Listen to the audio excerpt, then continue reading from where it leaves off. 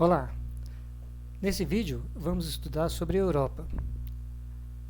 Esse conteúdo está no capítulo 4 da página 80 do livro de vocês. Nos aspectos gerais, observamos que o continente tem 46 países. 2 deles estão localizados entre a Ásia e a Europa. Isso aí pelo posicionamento dos montes Urais, que corta então esse imenso continente. Nós temos aqui, por exemplo, a Rússia, que tem seus territórios dos dois lados do continente, e a Turquia. Esses 2 países, então, têm as suas terras tanto do lado europeu quanto do lado asiático.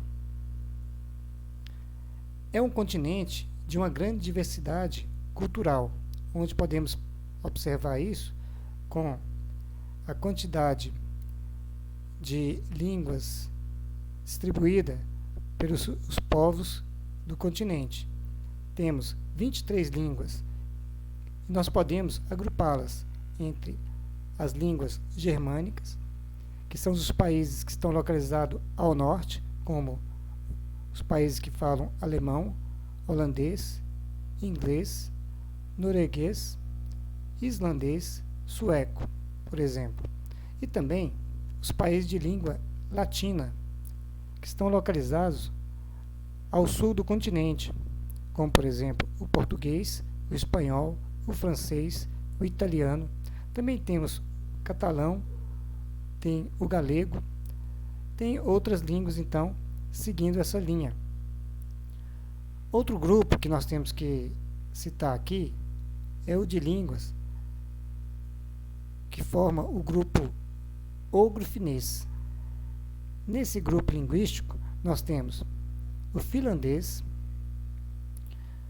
o estoniano e o húngaro. Essas 3 línguas formam, então, esse grupo linguístico ogro-finês.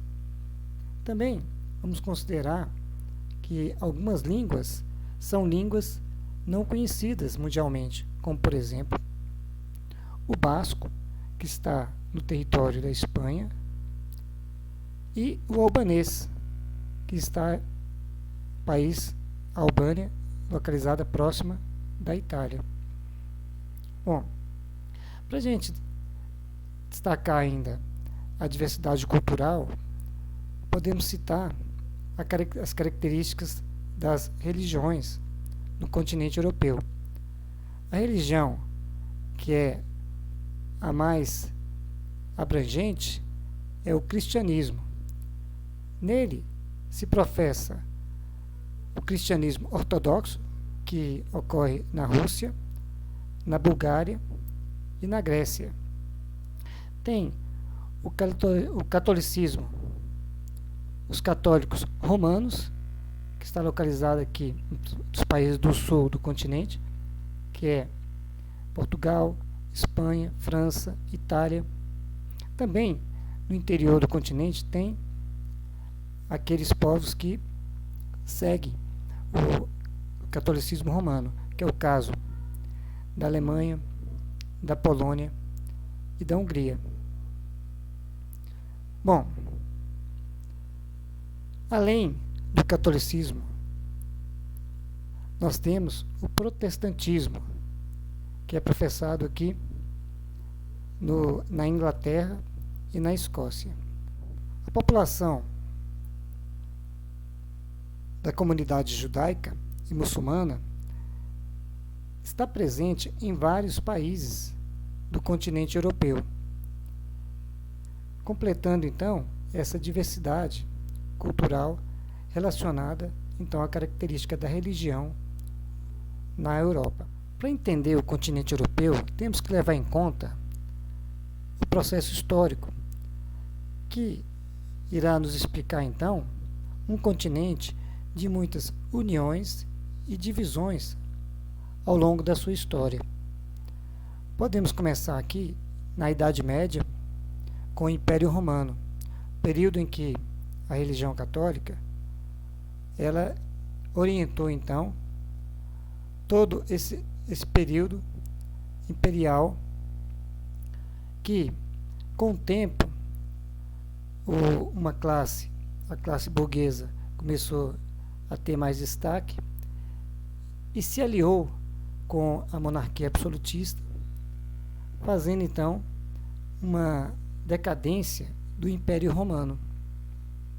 Bom, com isso, nós entramos na Idade Moderna. Na busca pela unificação do continente, nós temos um exemplo, que é o exemplo do avanço do domínio de Napoleão.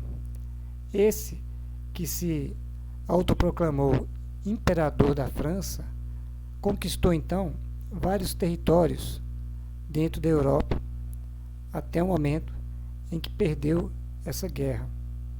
Não conseguiu então unificar dentro da sua visão imperialista. Outro caso também, na procura de uma integração, uma unificação territorial, foi a Alemanha, que se uniu ao Império Austro-Húngaro e procurou então impor uma unificação de maneira militarizada. Com isso, levou à consequência da ocorrência da Primeira Guerra Mundial. Bom, a Alemanha tentou novamente, através do avanço do nazismo, da imposição do nazismo nas conquistas, tentou novamente a hegemonia territorial no continente europeu. Mais uma vez, a Alemanha perde essa guerra. Seu projeto, mais uma vez, ficou frustrado. Bom, as consequências do pós-guerra, pós-segunda guerra, foi uma divisão, então, entre países que se organizaram do lado do bloco capitalista, organizados então pela OTAN, e países que se integraram no lado socialista, organizado então pelo Pacto de Varsóvia. Os socialistas estavam resguardados pela força militar da União Soviética e a sua estratégia de avanço ideológico. Esse modelo de organização supranacional já veio sendo planejado há muito tempo. Isso se mostrou, então, depois do fim da Guerra Fria, com a reunificação da Alemanha e a desintegração da Iugoslávia. Em 1951 e 52, formou-se então a Comunidade dos Estados Independentes, na tentativa então de integrar social e economicamente os países do continente europeu. Quando atingiu então o ano de 1992,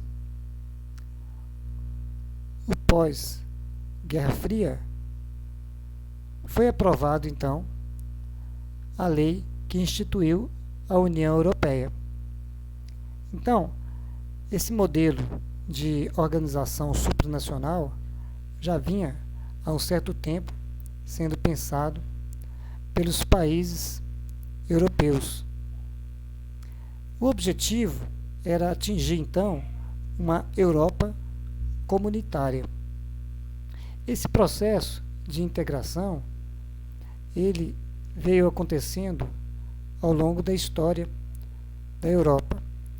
E nós podemos então acompanhar esse processo através então dos tratados e acordos que foram firmados até chegar ao que nós sabemos hoje, que é a União Europeia.